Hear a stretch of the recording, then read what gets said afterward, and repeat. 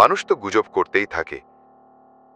ওর গলার স্বর শুনে বোঝা যাচ্ছিল সে সত্যি চিন্তায় আছে।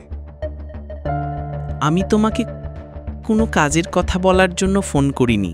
আমি শুধু তোমার কণ্ঠস্বর শুনতে চেয়েছিলাম। আমি জানি তোমার মন কত বড়।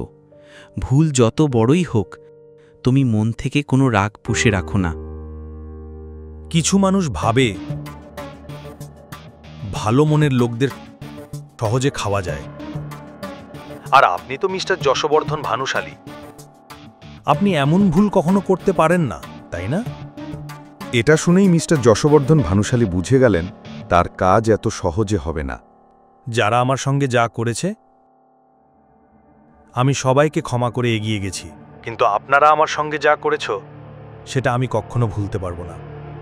তাই প্লিজ আমাকে আর বিরক্ত করবেন না। আমার নাতি তো এত কঠোর ছিল না। আপনি বুঝতে পারছেন না আমি কি বলতে চাইছি? আমি আমার জীবনে এখন খুশি। আমার আর আপনার সঙ্গে কোনো সম্পর্ক নেই। আপনারও আমার সঙ্গে আর কোনো সম্পর্ক নেই। আপনি কেন আমাকে আবার সেই জায়গায় ডাকছেন যেখানে আমি শুধু কষ্ট পেয়েছি, কেঁদেছি? তোমার কি একটুও দেখতে ইচ্ছা করে না আমাকে? একবার দেখা করো, কে জানে আর কতদিন বাঁচব। যশবর্ধন ভালো করেই জানত তার ছেলে যতই কঠিন কথা বলুক, এই বিষয়ে সে গলে যাবে। নকশ জেদি হতে পারে, কিন্তু নিষ্ঠুর নয়। ঠিক আছে, শুধু শেষবারের মতো। ধন্যবাদ বাছা, ধন্যবাদ। আমি তোমার সব প্রিয় খাবার রান্না করাবো, যা কিছু তোমার পছন্দ। আমি ঘরে আসছি না, বাইরে দেখা হবে আপনার অফিসে, কোনো নাটক ছাড়াই। ঠিক আছে, তাহলে আমি তোমার সাথে দেখা করব এবং আমি আমার গাড়ি পাঠিয়ে দিচ্ছি তোমাকে আনতে। ওটার কোনো প্রয়োজন নেই, কারণ আমি জানি ভানুশালী গ্রুপ অফ ইন্ডাস্ট্রিজ কোথায়। সময় আছে, আমি সেখানে থাকব। গত 2.5 বছরে যশবর্ধন কখনো নাকশের সঙ্গে যোগাযোগ করেনি। নাকশ 2.5 বছর ধরে ভানুশালী গ্রুপের বাইরে।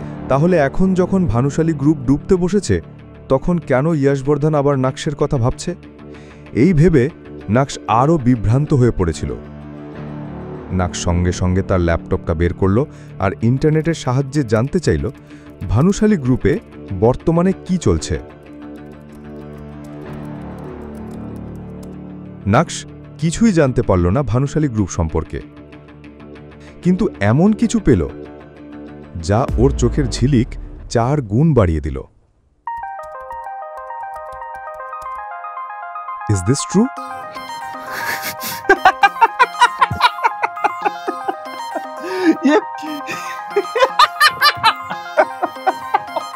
নাকশ ইন্টারনেটে কি এমন পেল যা ওকে এত খুশি করে তুলল? এই রহস্য জানতে এখনই ডাউনলোড করুন পকেট এফএম অ্যাপ। লিঙ্কটি রয়েছে ডেসক্রিপশনে।